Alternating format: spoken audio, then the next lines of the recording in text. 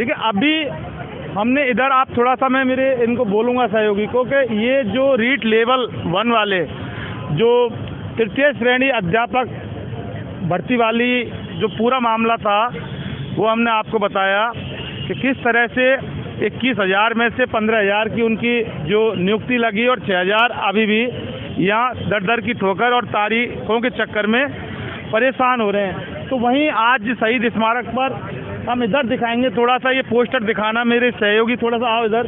ये अध्यापक भर्ती लेवल, ये लेवल 2 है, यानी वो लेवल 1 था, ये लेवल 2।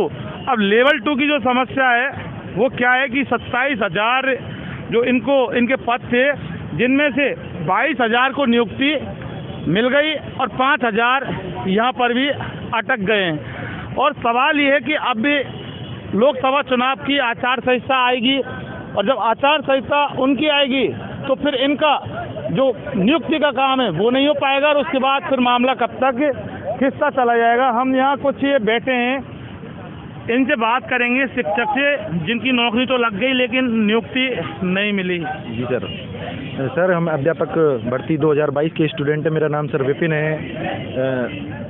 सर, इस अध्यापक भर्ती का जो मुख्य परिणाम था सितंबर में आया था, परंतु आज 5 महीने हो गए इस भर्ती को, परंतु सर अभी तक किसी भी तरीके का परिणाम, जैसे कि प्रोविजनल परिणाम, जिसकी जो लिमिटेड प्रोविजनल परिणाम की वो 20 दिन रहती है, आज 5 महीने हो गए इस भर्ती पे किसी भी प्रकार की कोई भी स्टे नहीं है। फिर भी बोर्ड के द्वारा क्या इसको तानाशाही बोर्ड, आपके उस पर स्टे नहीं है? बिल्कुल किसी भी तरीके की स्टे नहीं है। मैं आपको आपके चैनल के थ्रू आपको मैं बताना चाहूँगा।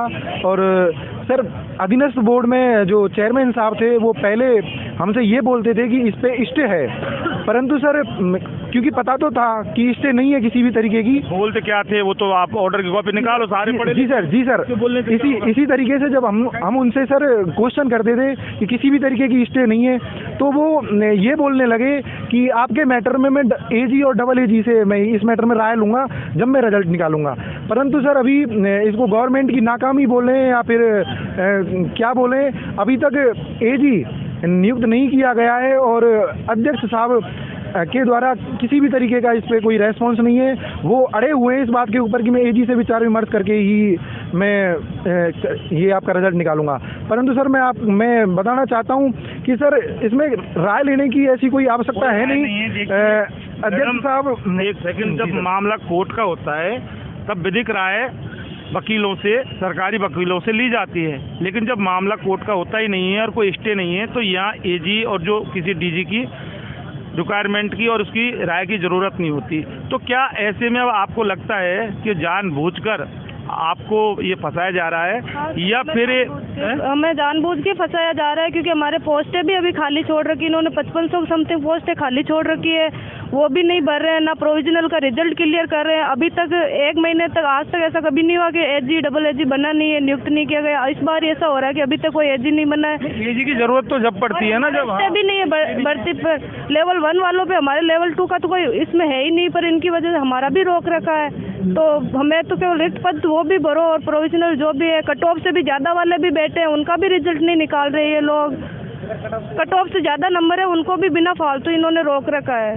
देखिए, कट ऑफ हो या बिना कट ऑफ हो, सवाल ये है कि जब भी नौकरी लग गई तो नियुक्ति बिल्कुल सरकार को देनी चाहिए थी। सरकार की क्या मंशा है कि यानी कि कोई ठोस वजह या कोई जानबूझकर ये जो 5,000 जो ये टीचर, यानी ये देश का भविष्य तय करते हैं स्कूलों में, और बच्चे जो पढ़ाते हैं और बच्चे जब पढ़ते हैं तो फिर कहते हैं कि देश का विकास होगा, और जो मोदी जी का जो देश है वो विश्व गुरु जो कहा जाता है, तो ये हकीकत विश्व गुरु देश की ये हकीकत है, ये दास्तान है। मोदी जी भी सुन सकते हैं, और अगर देख रहे हैं तो भजन लाल शर्मा आप भी देखें कि पर्ची से मुख्यमंत्री बनने से कुछ नहीं होता।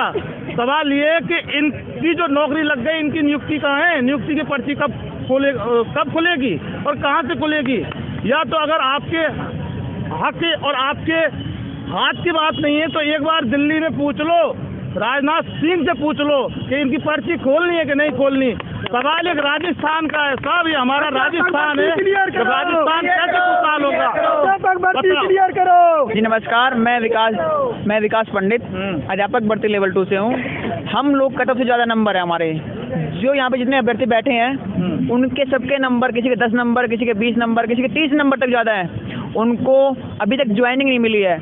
आचार संहिता से 3 दिन पूरे हुई, 498 बच्चों का रिजल्ट पूर्व सरकार के दबाव में आनंद फान में निकाल दिया। तब ये बोर्ड और सरकार कहाँ थी जो अब हमारा रिजल्ट रोक के बैठी है?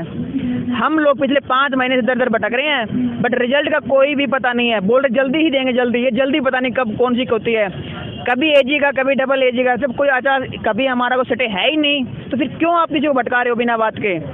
दूसरी बात ये, हम लोगों ने 4 दिन पूर्व 2 दिन का धरना दिया था RSSB बोर्ड में। तब आलोक राज जी ने कहा था कि हम आपका रिजल्ट जल्दी ही निकाल देंगे। तब हमने उनके आश्वासन पर अपना धरना स्थगित कर दिया। पर आज सुबह से हम लोग धरने पे हैं और साथ में हमारे साथी भूख हड़ताल पे भी रहेंगे। देखिए, ये असल जो दास्तान है वो हम हमारे चैनल पर जो दिखा रहे हैं, ये वाकई राजस्थान की सच्चाई बयां करती है। उधर तो आते ही भजनलाल सरकार ने राजीव गांधी युवा मित्रों को हटा दिया, एक झटके में रातों रात उनको बेदखल करके और बेरोजगार कर दिया, दर दर की ठोकर खाने के लिए मजबूर कर दिया। इधर इनकी नौकरी लग गई लेकिन नियुक्ति नहीं दी जा रही, क्योंकि आप तो बड़ी बड़ी बातें करते हैं। तो बड़ी बड़ी बातें और जो हाथ फेंक कर जो बातें जो आप लोग करते हैं, उससे ना तो हमारा देश कभी महान बन सकता और ना कभी बनेगा। क्योंकि हमारा जो मेरा भारत महान का जो मारो राजस्थान की एक अलग, एक विशेष पूरे हिंदुस्तान के अंदर में एक खासियत होती है। लेकिन अगर इस तरह से ये भविष्य, ये देश का भविष्य अगर इस तरह से शहीद स्मारक पर या अपने हक इंसाफ के लिए जिनकी नौकरी लग गई नियुक्ति के लिए अगर बैठेगा, तो फिर कल्पना करना ही बेकार होगा कि हमारा भारत महान होगा। कि हमारे बीएड वालों का पहले भी 4500 पोस्ट इन लोगों ने कम कर दी थी और अभी भी 5500 इन्होंने और खा रखी है। तो हमारे लिए 5500 पोस्टें बहुत बड़ी भर्ती की होती है, जो हमारे लिए बहुत मायने रखती है। और हम पॉइंटों से भी रहे हैं ना, तो कम से कम बोर्ड की वजह से रहे। इन्होंने क्वेश्चन बाद में वापस डिलीट किए हैं, तो उसकी वजह से आज हम पीछे बैठे हैं कुछ पॉइंटों से। और अगर ये पोस्टें भरते हैं तो आज हमारा सिलेक्शन होता है। देखिए, बात 5500, 5000 और 5 और 1 की नहीं है। पोस्ट एक होती है, वो भी एक जो इंसान होता है वो उसके लिए काफ़ी होती है, क्योंकि एक पोस्ट पर जो व्यक्ति नौकरी करता है वो अपनी पोस्ट से अपने पूरे परिवार का पालन पोषण करता है, उसका पेट भरता है। सवाल ये है कि आप कैसे भारत को देखना चाहोगे कि ये जो हमारा भारत यहाँ बैठा है, ये कि या जो मोदी जी विश्व गुरु बनाने की बड़ी बड़ी डींगे हाँकते हैं, वो भारत आपको चाहिए? वो बात देखना है, कोई असली भारत यहाँ जयपुर में शहीद स्मारक पर बैठा है। इन्वेस्टिगेशन मीडिया के लिए शहीद स्मारक से पवन कुमार के साथ में जितेंद्र शर्मा।